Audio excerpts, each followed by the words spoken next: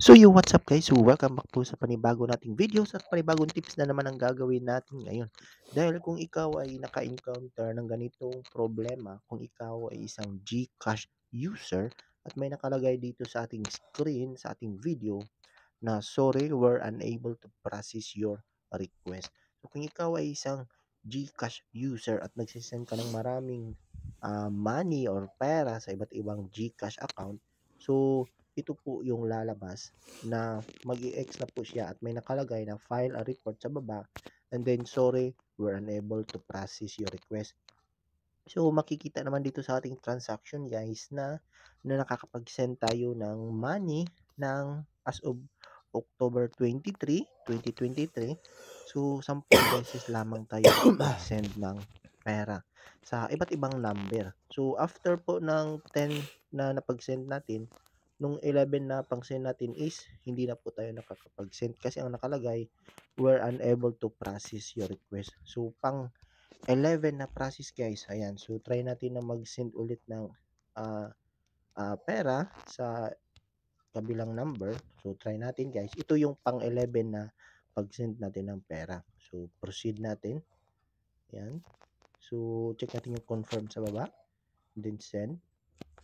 Ayun. So ito na po yung lalabas guys pagkatapos ng pang-11 yun na pag-send ng pera. So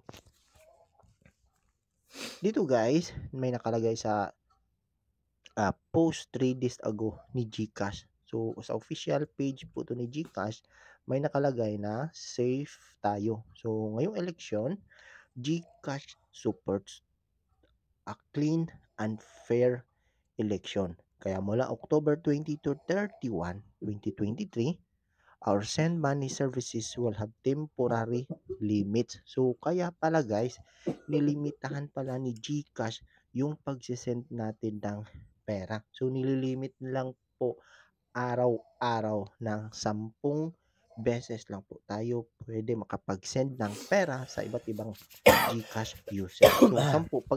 Pagdating ng pang-11, hindi na po makakapag-send. Cut off na po kasi nililimitahan na po ni GCash.